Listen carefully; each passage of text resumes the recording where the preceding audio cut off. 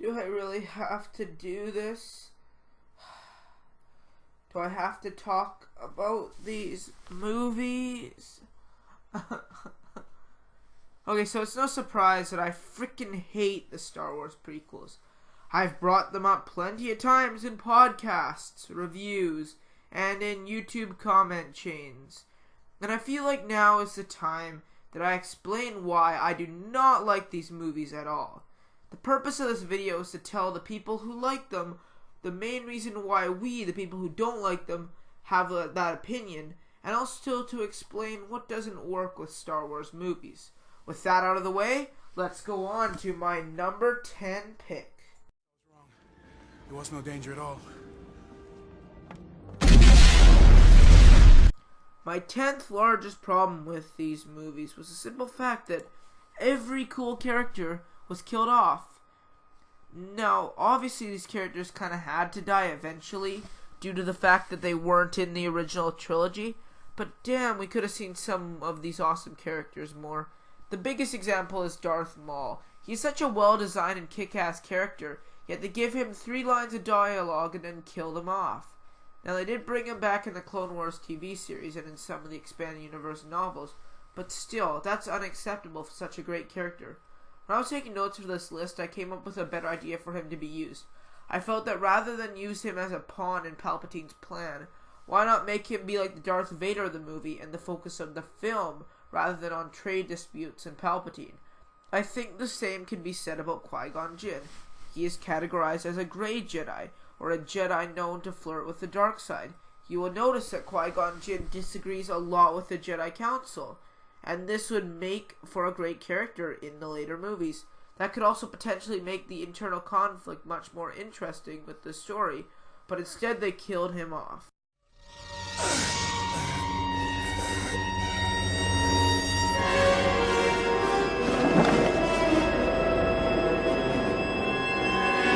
Guess I was wrong. There was no danger at all. Well, it was bound to be on here somewhere. Jar Jar Binks is viewed by many as being one of the most detestable characters in the history of cinema. And while he doesn't annoy me as much as other people get annoyed, and while also he isn't the only reason the prequels are terrible, he's a pathetic attempt at comic relief, and that really does make me angry. Usually comic relief characters are fun because they're relatable, likable characters that you can understand their reasoning behind their behavior. But Jar Jar is just pure annoying. I also have to talk about how they made his dialogue super stupid, and when he steps in poop. Yeah, that's the thing, he actually does step in poop. Also, am I the only one who thinks this is possibly the stupidest scene in the whole damn prequel trilogy? Abby! This is so smiling to see in your side! Guess I was wrong. There was no danger at all.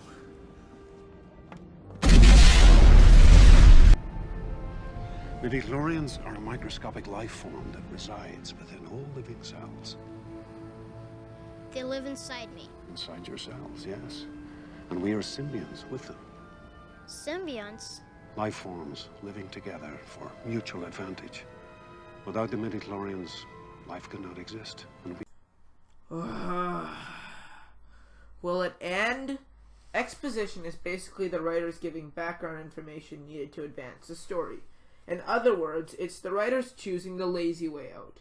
Now, exposition can work really well in some movies, like The Godfather. The opening lines were very powerful and still resonate with people years later. This movie, however, or these movies, I say this movie because I'm talking about the Phantom Menace especially, made some of the most boring scenes in the history of movies, all because of the overuse of exposition. The worst of these scenes are those about midichlorians because, you know, rather than see awesome space battles, kids want to learn about fictional life forms that give people the Force. Good grief. There was no danger at all. If you ask a general moviegoer what they hate about the prequels, they'll probably either say Jar Jar Binks or that most of it was boring. Well, yes, that is basically the product of almost every point on this list. The pacing is truly what takes these movies from mass space operas to snooze fests that you never want to see again. The worst for this is the dreaded Phantom Menace, which abruptly goes from an awesome pod racing scene to 45 minutes of Senate and Jedi Council meetings to an awesome space battle. Rather than following the tried and true formula used in most good movies, the prequels tried to be realistic and deep with their storytelling, but in the end they became unrealistic and shallow, and they showed that George Lucas didn't know what the heck he was doing when making these. There was no danger at all. I will say that everything about the acting in these movies is bad. Like, every single thing about the acting. If you don't believe me, how about you check out this little quick collection of clips that I put together to illustrate this point. Don't worry, we have R2 with us. Yep.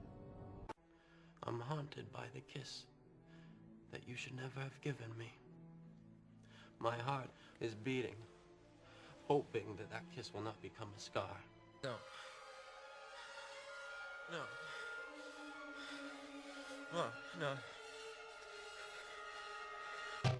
So yes, the acting is bad, but who do you blame for this? At first you feel the need to criticize the actors for their stale performances, but realistically some of these actors are fantastic.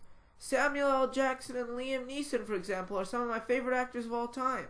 I think who we have to blame is the directing of George Lucas. Instead of having the actors interact with real backgrounds and real characters, the majority of the time the actors were standing in front of a blue screen, talking to CGI characters. Now this is bad enough, but I also feel the casting wasn't the best. Rather than cast the legendary Samuel L. Jackson, the actor known for swearing an aggression, for a Sith, they cast him for a Jedi. Anyways, I feel like I'm beating in a dead horse by now, but all I can say is that the acting is particularly bad in these movies. There was no danger at all.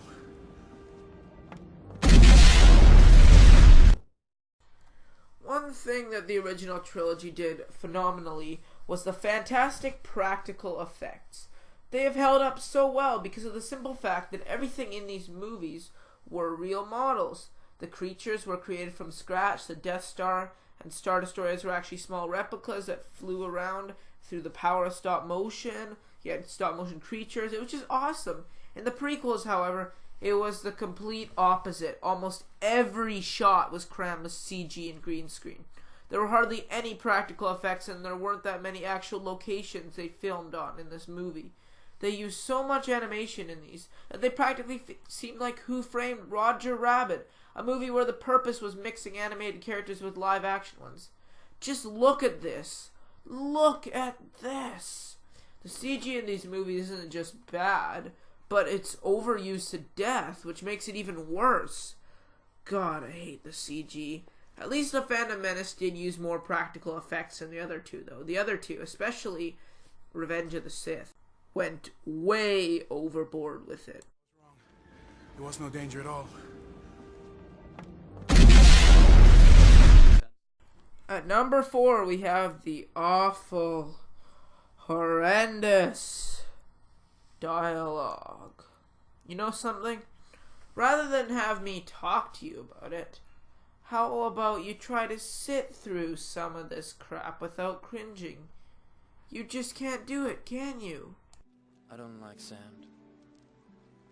It's coarse and rough and irritating, and it gets everywhere.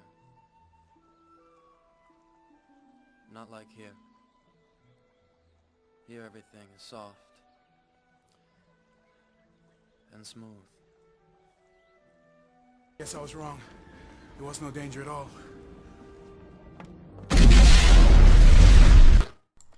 At number 3, we have a problem that everyone seems to have with these movies in some form, and that is the characters. Now, I already dedicated one entry on this list to the pathetic and forced comic relief Jar Jar Binks, but realistically, there aren't that many great characters in these movies. I had a hard time coming up with 2 adjectives I could use to describe any of the new main characters, like Qui-Gon or Padme. There's nothing I can use to describe them. They're so lame. George Lucas really failed in these movies in the character department. Just look what they did to Anakin. They wanted to make him a deep character who was a likable hero and a badass villain, but instead he was a whiny, spoiled guy with no motivations for his actions. The only really good character in these movies is Emperor Palpatine. That's just because he's a cool, awesome, badass villain.